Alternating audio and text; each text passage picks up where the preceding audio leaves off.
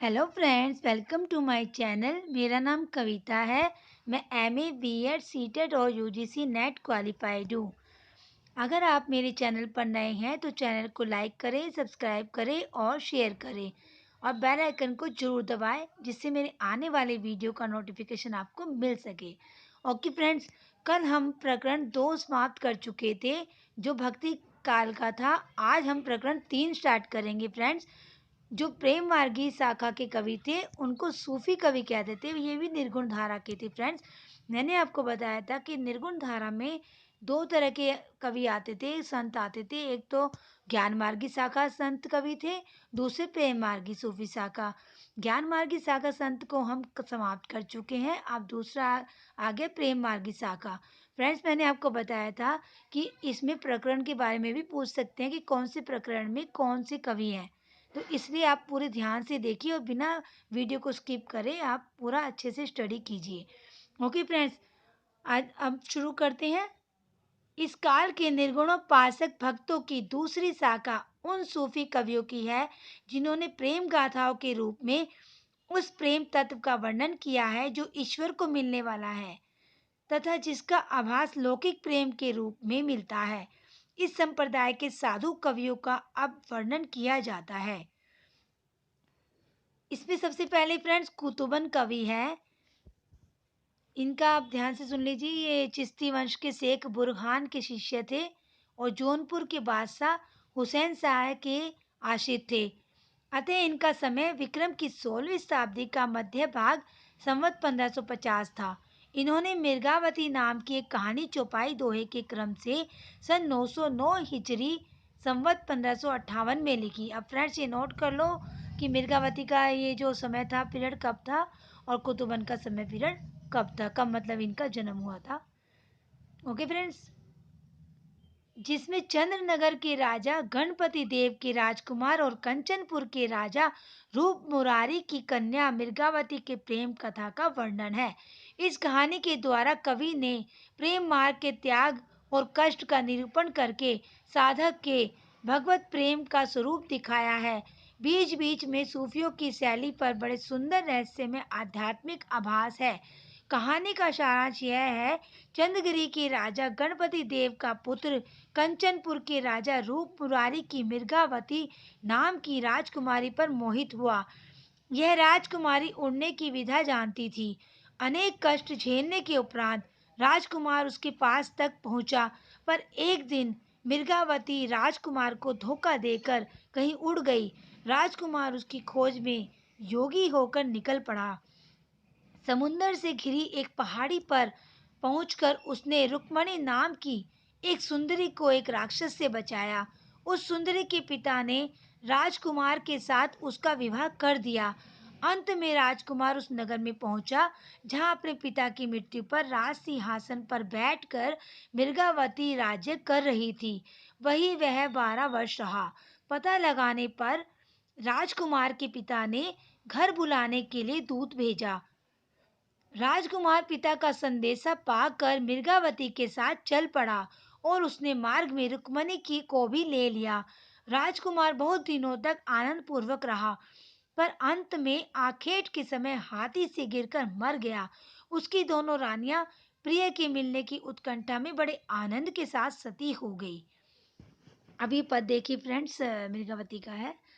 रुक्मिणी पुनि वे सही मरी गई, कुलवंती सत सो सती बही। बाहर व भीतर वह सोई होई, घर बाहर को रहे न जोई। विधि कर चरित न जाने आनु, जो सिर जात सो जाही नियानु।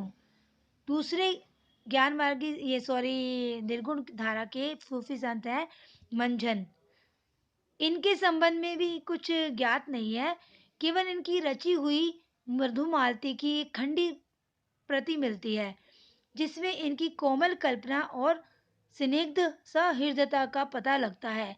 मिर्गावती के समान मधुमालती में भी 5 चौपाइयों के उपरांत एक दोहे का क्रम रखा गया, पर मिर्गावती की अपेक्षा इसकी कल्पना भी विशद है और वर्णन भी अधिक विस्तृत और हृदयगाही है।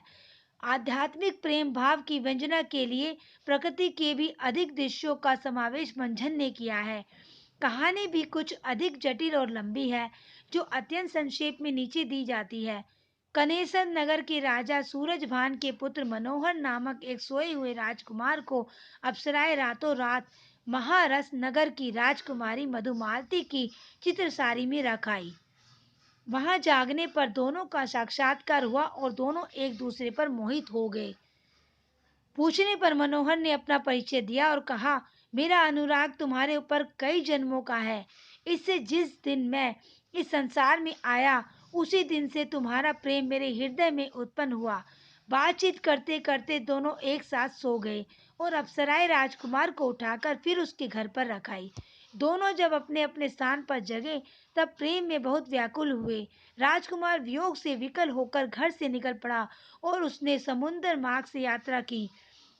मार्ग में तूफान आया, जिसमें इष्ट मित्र इधर उधर बह गए।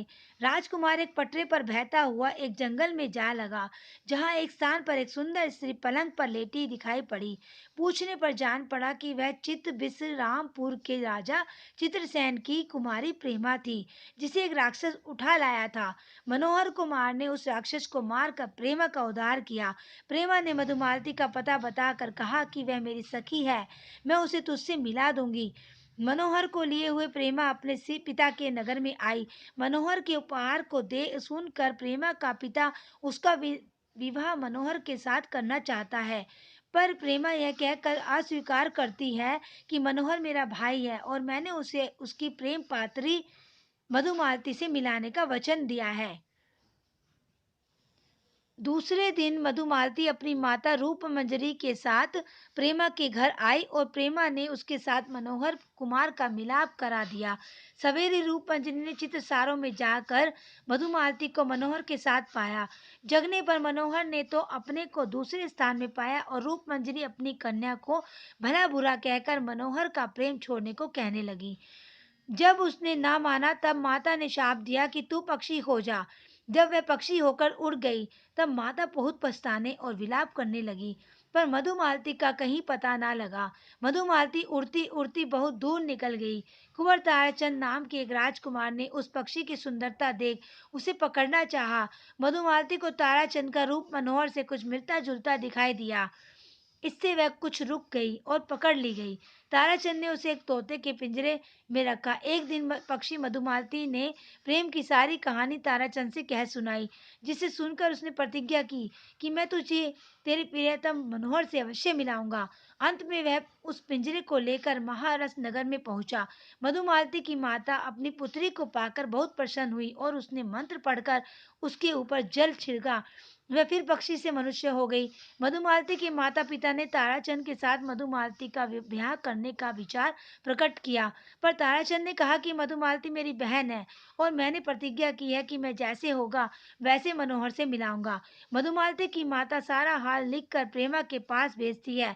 मधुमालती भी उसे अपने चित्त के दशा दिखती है। वह दोनों पत्रों को लिए हुए दुख कर रही थी कि इतने में उसकी एक सखी और आकर संवाद देती है कि राजकुमार मनोहर योगी के वेश में आ पहुंचा है। मधुमालती का पिता अपनी रानी सहित दलबल के साथ राजा चित्रसेन के नगर में जाता है और वहां मधुमालती और मनोहर का विवाह हो जाता है। मनोहर, मधुमालती और ताराचंद तीनों बहुत दिनों तक प्रेमा के यहाँ अतिथि रहते हैं। एक आखेट से लौटने पर ताराचंद प्रेमा और मधुमालती को एक साथ झूला झूलते देख प्रेमा का मोहित होकर मूर्छित हो जाना जाता है। मधुमालती और उसकी सखियां उपचार में लग जाती है। इसके आगे प्रति खंडित है, पर कथा के झुकाव से अनुमान होता है कि प्रेमा और ताराचंद का भी विवाह हो गया होगा। कवि ने नायक और नायिका के अतिरिक्त उपनायक और उपनायिका की भी योजना करके कथा को तो विस्तृत किया ही है, साथ ही प्रेमा और ताराचंद के चरित्र द्वारा सच्ची सहानुभूति, अपूर्व संयम और निस्वार्थ भाव का चित्र दिखाया है। जन्म जन्मांतर और योगांतर के बीच प्रेम की अखंडता दिखाकर मंझन ने प्रेम तत्व की व्यापकता और नित्यता का आभास दिखाया है।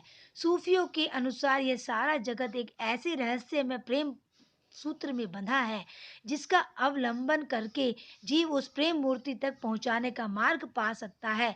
सूफी सब रूपों में उसकी छिपी ज्योति देखकर मुग्ध होते हैं। जैसा कि मंझन कहते हैं, देखत ही पही चानेऊ त्योही, एहि रूप जेहि छद रयो मोही, यही रूप बुत अहे छपाना, यही रूप रब सृष्टि समाना, यही रूप शक्ति ओ सियु, यही रूप त्रिभुवन कर जियु, यही रूप प्रगटे बहु बेसा, यही रूप जग रंग नरेसा। ईश्वर का विरह सूफियों के यहाँ भक्त की प्रधान संपत्ति है, जिसके बिना साधना के मार्ग में कोई प्रवृत्त नहीं हो सकता, किसी की आंख नहीं खुल सकती। विरह अवधि अवगाह अपारा, कोटि मही एक परे तप पारा। विरह की जगत अविरथा जाही, विरह रूप यह सृष्टि सबाई। नैन विरह अंजन जिन सारा, विरह रूप दर्पण संसारा। कोटि माही बिरला जग कोई, जाही शरीर विरह दुख होई। रतन की सागर सागर रही, गज मोती गज कोई। चंदन की बन बन उपजे, विरह की तन तन होई।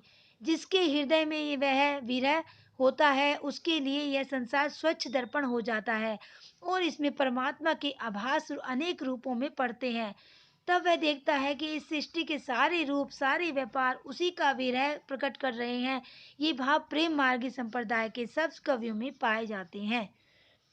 मंजन की रचना का यद्यपि ठीक संवत नहीं ज्ञात हो सका है, पर वह यह निसंदेह है कि रचना विक्रम संवत 1550 और 1595 पद्मावत का रचना काल के बीच में, और बहुत संभव है कि मृगावती के कुछ पीछे हुई। इस शैली के सबसे प्रसिद्ध और लोकप्रिय ग्रंथ पद्मावत में जायसी ने अपने पूर्व के बने हुए इस प्रकार के काव्यों का संक्षेप में उल्लेख किया है। विक्रम धसा प्रेम के बारा, सपनावती कह गयऊ पतारा। मधु पाच मृग धावती लगी, गगनपुर होई गा बैरागी। राजकुंवर कंचनपुर गयऊ, मृगावती कह जोगी भयऊ। साधे कुंवर खंडावत जागू, जोगू मधुमालती कर किन्हा वियोगू। प्रेमावती कह सुरबर साधा, ऊषा लागी अनिरुद्ध भर बांधा। इन पदों में जायसी के पहले के 4 काव्यों का उल्लेख है, मुग्धावती, मृगावती, मधुमालती और प्रेमावती। ये फ्रेंड्स नोट कर लो। इनमें से मृगावती और मधुमालती का पता चल गया है, शेष 2 अभी नहीं मिले हैं। जिस क्रम से ये नाम आए हैं वह यदि रचना काल के क्रम के अनुसार माना जाए तो मधुमालती की रचना कुतुबन की मृगावती के पीछे ठहरती है। जायसी का जो उद्धरण दिया गया है उसमें मधुमालती के साथ मनोहर का नाम नहीं है, खंडावत नाम है। पद्मावत की हस्तलिखित प्रतियां फारसी अक्षरों में ही मिलती है। मैंने 4 ऐसी प्रतियां देखी है जिन सब में नायक का ऐसा नाम लिखा है जिसे खंडावत, कुंडावत, कंडावत, खंडावत इत्यादि ही पढ़ सकते हैं। केवल एक हस्तलिखित प्रति हिंदू विश्वविद्यालय के पुस्तकालय में ऐसी है जिसमें साफ मनोहर पाठ है। उस्मान की चित्रावली में मधुमालती का जो उल्लेख है उसमें भी कुंवर का नाम मनोहर ही है। मधुमालती की होई रूप देखावा, प्रेम मनोहर होई तह आवा। यही नाम मधुमालती की उपलब्ध प्रतियों में भी पाया जाता है। पद्मावत के पहले मधुमालती की बहुत अधिक प्रसिद्ध थी। जैन कवि बनारसी दास ने अपने आत्मचरित में संवत 1660 के आसपास की अपनी इश्कबाजी वाली जीवनचर्या का उल्लेख करते हुए लिखा है कि उस समय में हाट बाजार में जाना छोड़ घर में पड़े मृगावती और मधुमालती नाम की पोथियां पढ़ा करता था। तब घर में बैठ रहे नाहिन हाट बाजार, मधुमालती मृगावती पोती धोए उचार। इनके उपरांत दक्षिण के शायर नसरती ने भी संवत 1700 मधुमालती के आधार पर दक्खनी उर्दू में गुलशन इश्क के नाम से एक प्रेम कहानी लिखी। कवित सवैया बनाने वाले एक मंझन पीछे हुए जिन्हें इनसे सर्वथा पृथक समझना चाहिए। ओके फ्रेंड्स, आज के लिए इतना ही काफ़ी है। मलिक मोहम्मद जायसी को हम कल पढ़ेंगे। और मैं आपको फिर से रिपीट कर दूं, अगर आपने इससे पहले के वीडियो नहीं देखे हैं तो फ्रेंड्स प्लीज़ वो भी जाकर देखिए, वो आपके बहुत काम आएंगे। और वो भक्ति काल के 5 वीडियो हैं और आदि काल के 9 वीडियो हैं फ्रेंड्स। और मैं डेली वीडियो डालती हूँ, आप डेली अपडेट करते रहे अपने आप को और डेली ही वीडियो को पढ़ते रहे, सुनते रहे और अपनी पढ़ाई को जारी रखें फ्रेंड्स। और जैसे ही आपकी पढ़ाई में फ़ायदा हो तो मुझे कमेंट्स करके बताएं फ्रेंड्स, ताकि मुझे भी खुशी हो कि मेरी मेहनत सफल हो गई है और मैं आपके किसी काम आ सकी हूँ फ्रेंड्स। ओके फ्रेंड्स, और कल मिलेंगे। आज के लिए इतना ही काफ़ी है और वीडियो को शेयर ज़रूर कीजिए, लाइक ज़रूर कीजिए और सब्सक्राइब ज़रूर कीजिए friends. Thank you. Okay bye.